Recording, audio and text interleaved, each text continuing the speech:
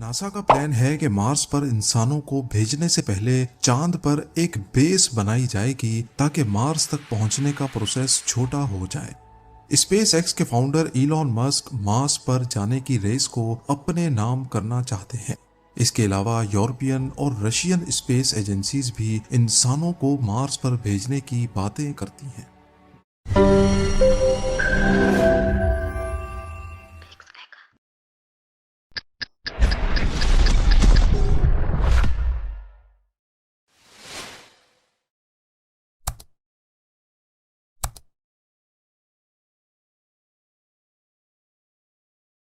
NASA ने Mars पर oxygen बनाने का क्या तरीका निकाला है और इंटरनेशनल स्पेस स्टेशन जिस तरीके से ऑक्सीजन बनाता है वो तरीका मार्स पर काम क्यों नहीं कर पाएगा।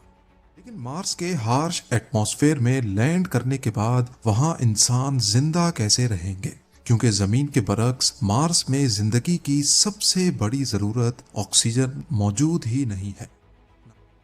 इंसानों की मार्स पर रहने दोस्तों, हमारा ब्रह्मांड इतना बड़ा है कि पृथ्वी का इसमें एक तिनके के बराबर भी वजूद नहीं है और इस अनंत अंतरिक्ष के अंदर ना जाने कितने ऐसे बड़े बड़े पत्थर मौजूद हैं जो अगर पृथ्वी से टकरा जाएं तो पल भर में हमारे इस प्लेनेट का नामो निशान तक मिटा सकते हैं। इन पत्थरों को उल्का पिंड, क्षुद्र ग्रह या धूमकेतु कहा जाता है। आपको मालूम होगा कि समय समय पर पृथ्वी के ऊपर भी इन उल्का पिंडों की बारिश होती रहती है, जिसमें 6.5 करोड़ साल पहले पृथ्वी से उन एस्टेरॉयड के टकराने की घटना भी शामिल है, जिससे डायनासोर का अंत हो गया। पृथ्वी पर ऐसे ही खतरे बार बार मंडराते रहते हैं, लेकिन जब तक हमारे सौर मंडल में पृथ्वी का बड़ा भाई जुपिटर मौजूद है तब तक कोई एस्टेरॉयड हमारा कुछ 36 की प्रेडिक्शन की गई है। सवाल ये नहीं है कि कौन पहले मार्स पे जाएगा, सवाल ये है कि मार्स पर जाने के बाद इंसान जिंदा कैसे रह पाएंगे। बढ़ रहा था।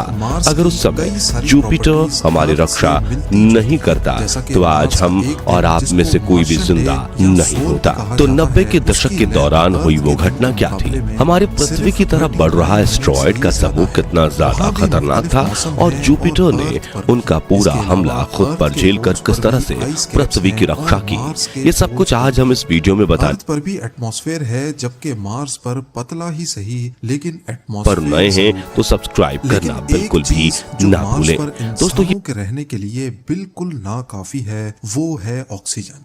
तो आखिर मार्स पर ये ऑक्सीजन गैस कैसे बनाई जाएगी? ये बात साल 1993 की है, जब वैज्ञानिकों ने जुपिटर ग्रह की तरफ बेहद तेज रफ्तार से एक धूमकेतु यानी कॉमेट को आते हुए देखा। वैज्ञानिकों ने इस कॉमेट को शूमेकर लेवी 9 नाम दिया, जो 1994 के दौरान जुपिटर से टकराया था। ये पहली बार था जब वैज्ञानिकों ने किसी ऑब्जेक्ट को लाइव किसी ग्रह से टकराते हुए रिकॉर्ड किया। इत्तेफाक से उस समय गैलीलियो स्पेस प्रोब जुपिटर के बहुत नजदीक था। बना कर देता रहा है। इंटरनेशनल स्पेस स्टेशन में 4 से 5 जिसके चलते हम इस घटना को ज्यादा अच्छे से कवर कर पाए। हालांकि शूमेकर लेवी 9 जुपिटर के पिछले हिस्से से टकराया था, इसलिए हम इसके इम्पैक्ट को तो लाइव रिकॉर्ड नहीं कर पाए, लेकिन 10 घंटे बाद अपने अक्ष पर घूमते हुए जुपिटर का यह हिस्सा गैलीलियो स्पेस प्रोब के सामने आया तो हमें इस घटना की वजह से हुए डैमेज का नजारा साफ साफ दिखाई दिया। इसके टकराने से जुपिटर की सतह में एक बड़ा सा गड्ढा बन गया था। गैलीलियो स्पेस प्रोब की मदद से इस इम्पैक्ट को जब स्टडी किया गया तो ये पता चला कि जुपिटर से टकराने से पहले शूमेकर लेवी 9 का तापमान 23,700 डिग्री सेल्सियस पहुंच गया था। आपकी जानकारी ये समझने के लिए हमें पहले ये जानना होगा कि ये सिस्टम काम कैसे करते हैं। Water reclamation system human waste यानी यूरिन, पसीना और ह्यूमिडिटी से पानी कलेक्ट करता है और फिर उसको साफ करके वापस से पीने के काबिल बना देता है। एस्ट्रोनॉट डोगलस वी लॉक ने एक मौके पे कहा था कि हमारी कल की कॉफी से ही अगले दिन की कॉफी बनती है। WRS सिस्टम ISS में पहले से मौजूद पानी हाई रेजोल्यूशन तस्वीरों की मदद से ही वैज्ञानिकों ने इस घटना को गहराई से स्टडी करना शुरू किया। जब तक जुपिटर की ये साइड हमारी पृथ्वी की तरह रही, तब तक वैज्ञानिक इसको स्टडी करते रहे, लेकिन अपने WRS से थोड़ा सा पानी लेता है और फिर उसको एक खास प्रोसेस से गुजार कर सांस लेने के लिए ऑक्सीजन बनाता है। ये सिंपल प्रोसेस हमने 5 क्लास में पढ़ा था, जिसको इलेक्ट्रोलिसिस कहते हैं। पानी में से इलेक्ट्रिकल करंट अपनी इस रिसर्च को आगे बढ़ाएंगे, लेकिन 10 घंटे बाद वैज्ञानिकों ने जो नजारा देखा वो उनके होश उड़ाने वाला था। दरअसल इस बार जुपिटर एक नहीं बल्कि कई सारे धब्बों के साथ था, जिनका मतलब साफ था कि इस ग्रह पर फिर से कोई कॉमेट फायरबॉल बना सकती है। इस हाइड्रोजन गैस को जाया नहीं किया जाता, बल्कि इसको एक और सिस्टम में डाला जाता है, जिसको सबेटियर सिस्टम कहते हैं। ये सिस्टम ISS में मौजूद एस्ट्रोनॉट्स के वेस्ट कार्बन डाइऑक्साइड को जमा करके उसको हाइड्रोजन गैस के साथ मिलाकर उसमें से पानी, मीथेन गैस और थोड़ी सी गर्माइश बनाता है। पानी को वापस से इस्तेमाल में लाया जाता है, गर्माइश को हीट मैनेजमेंट सिस्टम में डाल दिया जाता है, लेकिन मीथेन गैस जिसकी अर्थ और ये सिलसिला कई दिनों तक चलता रहा। वैज्ञानिकों ने अपनी स्टडी के दौरान पाया कि शूमेकर लेवी 9 के इन 21 टुकड़ों में से एक टुकड़ा ज्यादा ही बड़ा था और इसे वैज्ञानिकों द्वारा फ्रैगमेंट G नाम दिया गया। दरअसल फ्रैगमेंट G ही धूमकेतु का वो टुकड़ा था जिसके टकराने से जुपिटर पर सबसे बड़ा धमाका हुआ था। इस धमाके में 12,000 किलोमीटर डायामीटर के जितना एरिया पूरी तरह से बर्बाद हो गया था। आपके संदर्भ के लिए बता दें कि एरिया हमारे पृथ्वी के डायामीटर से भी बड़ा है, यानी अगर ये टुकड़ा जुपिटर की जगह हमारे पृथ्वी से टकरा जाता तो ये पूरी तरह से नष्ट हो जाती और धरती पर जीवन का नामो निशान तक नहीं बचता। आप ये जानकर हैरान रह जाएंगे कि फ्रैगमेंट G जुपिटर से जब टकराया तो उस धमाके में 60 लाख मेगाटन TNT के विस्फोट जितनी एनर्जी निकली थी।